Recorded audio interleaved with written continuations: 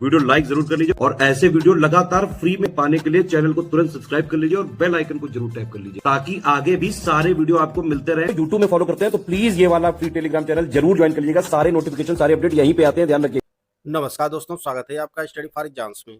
दोस्तों, इस वीडियो में हम लोग 14 जुलाई 2026 का टॉप 20 करंट अफेयर देखेंगे और यह वीडियो आपके आगामी exam UP triple C, lower PCS, CS, CRO, UP PCS सहित आगामी जितने भी एग्जाम हैं आपके, उन सभी के लिए बहुत ज़्यादा महत्वपूर्ण है।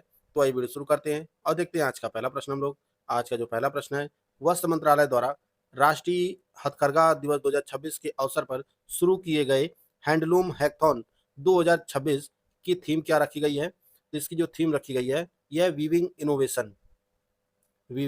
इनोवेशन यह हैंडलूम हैकथॉन 2026 की थीम रखी गई है और इसे वस्त्र मंत्रालय द्वारा राष्ट्रीय हथकरघा दिवस 2026 जो आगामी मनाया जाएगा उसके लिए जो है यह हैंडलूम हैकथॉन 2026 यह जो है शुरू किया गया है।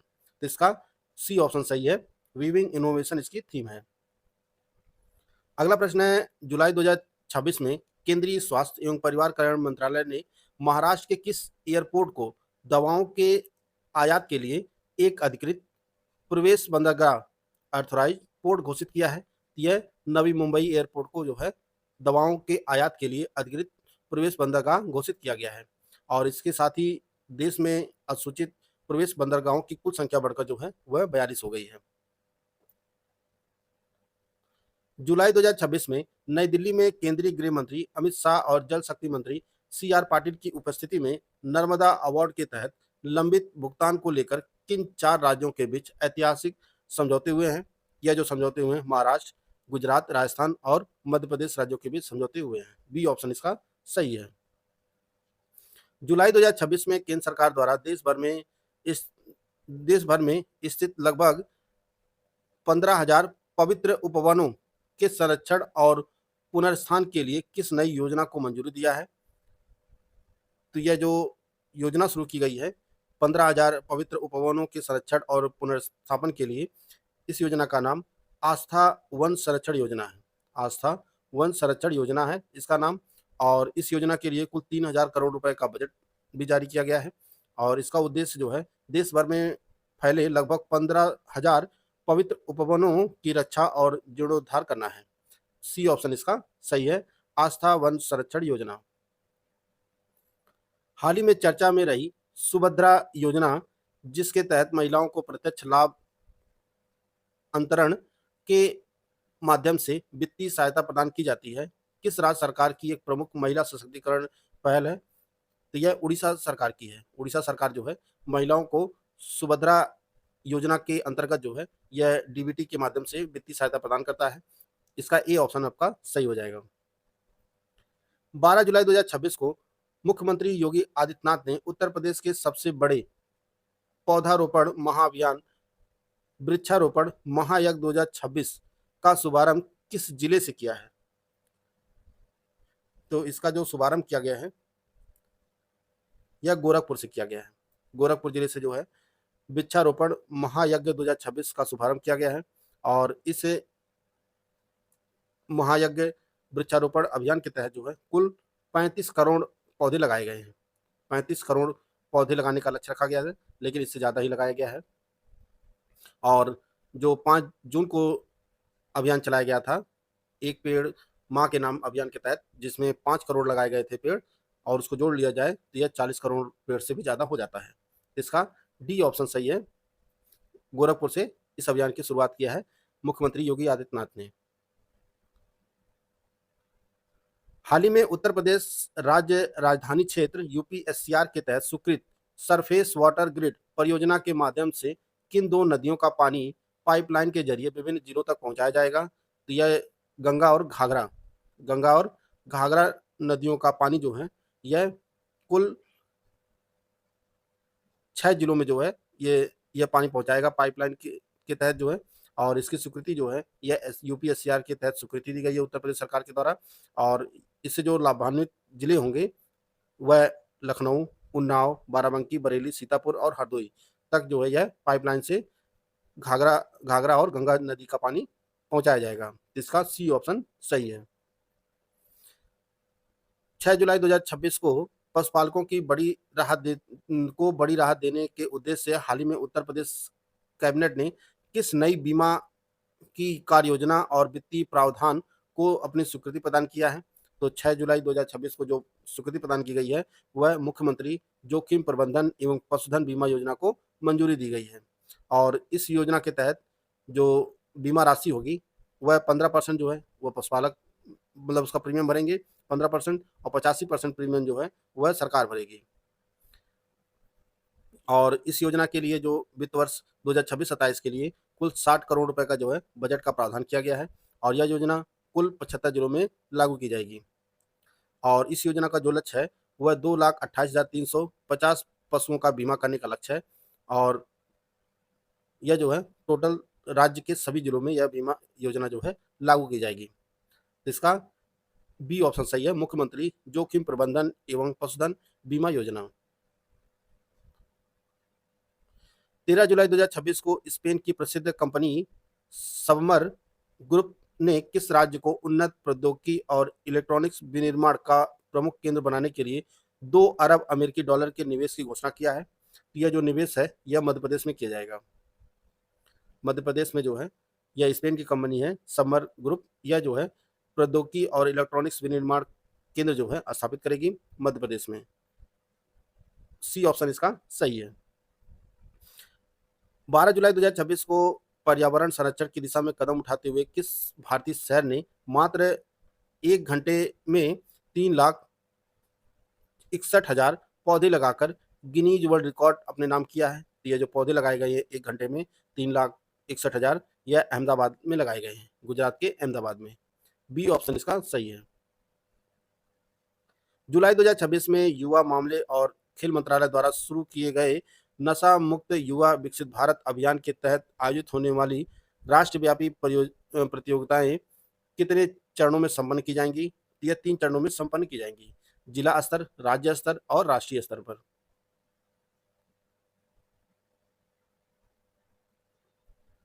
हाल ही में किस केंद्र शासित प्रदेश प्रशासन ने स्थानीय लोगों की भागीदारी और स्वशासन को मजबूत करने के लिए अपने सभी 7 जिलों में स्वायत्त पर्वतीय विकास परिषद AHDC बनाने का निर्णय लिया है? यह लद्दाख प्रशासन ने निर्णय लिया है।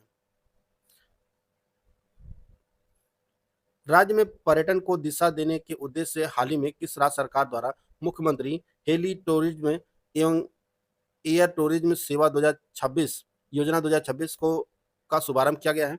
यह बिहार सरकार ने जो है शुभारंभ किया है, मुख्यमंत्री हेली टूरिज्म एवं एयर टूरिज्म सेवा योजना 2026।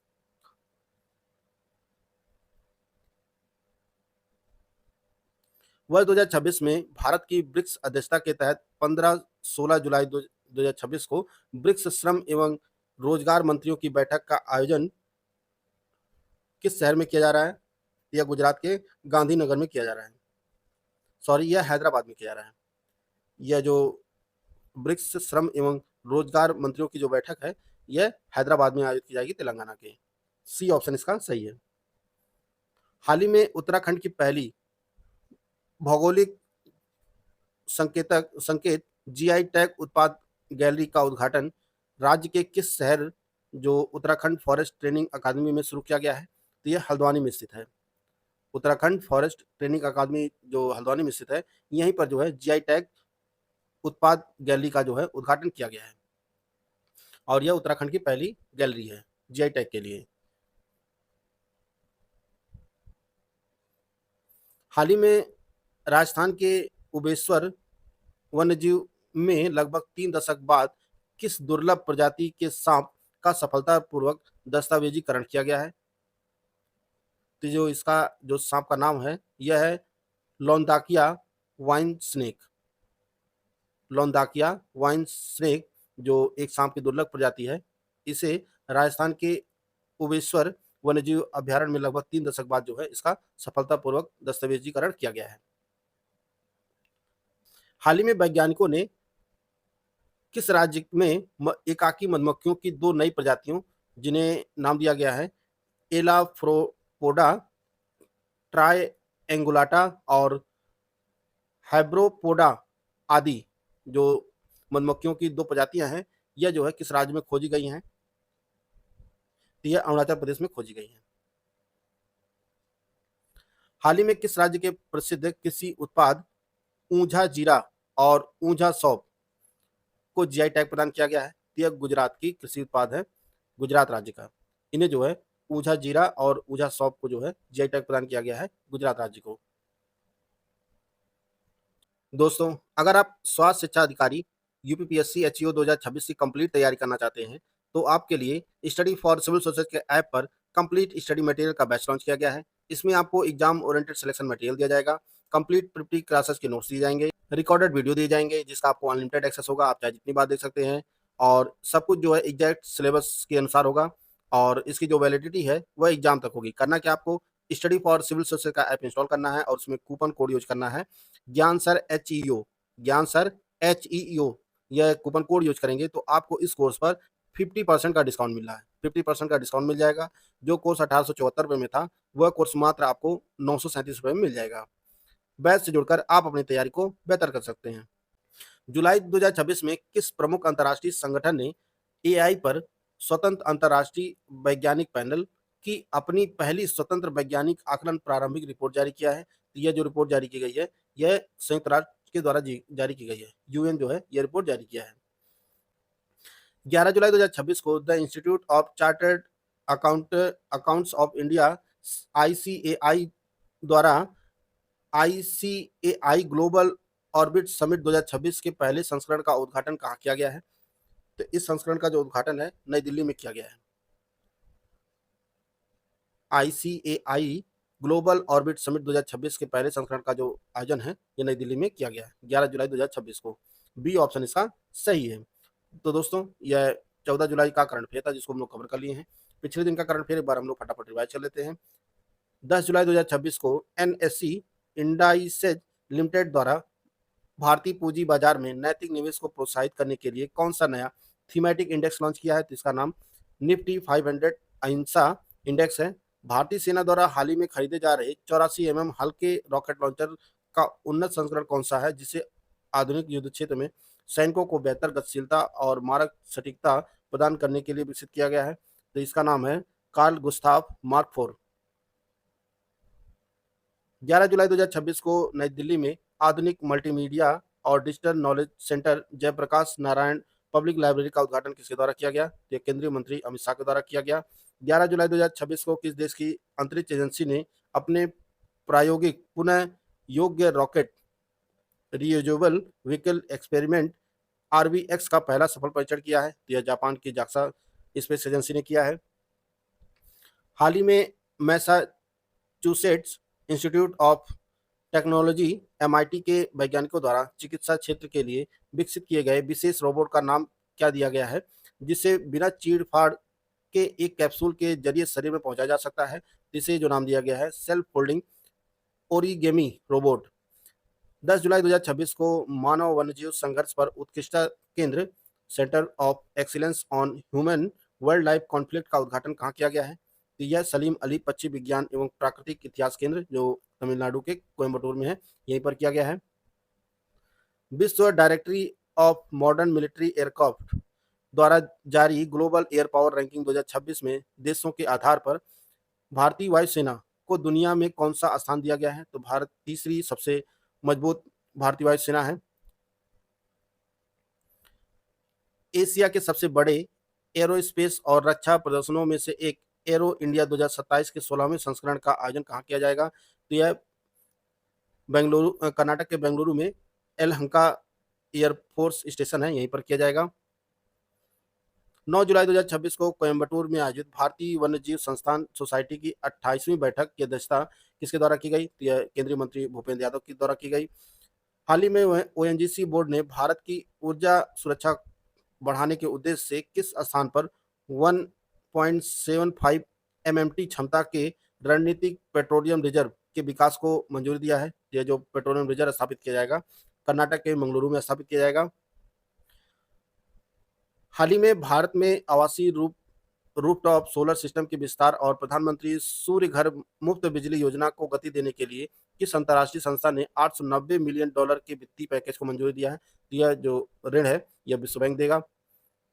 हाल ही में किन दो भारतीय संस्थानों के शोधकर्ताओं ने मिलकर एक ऐसा क्रांतिकारी स्मार्ट पॉलीमर कोटिंग मटेरियल विकसित किया है जो धातु को जंग और आग से दोनों से बचाता है? तो यह आईआईटी भिलाई और आईआईटी पटना के शोधकर्ताओं ने विकसित किया है।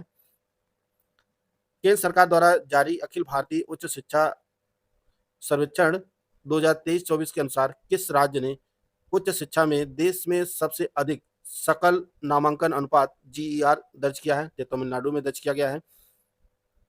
अखिल भारतीय उच्च शिक्षा सर्वेक्षण की हालिया रिपोर्ट के अनुसार उत्तर प्रदेश का उच्च शिक्षा में सकल नामांकन अनुपात पिछले 5 वर्षों में 22.5 से बढ़कर कितना हो गया है? ये 26 हो गया है। जो देश का सकल नामांकन अनुपात है वो 30 है। राष्ट्रीय सकल अनुपात से भी जो है उत्तर प्रदेश का कम है जीईआर।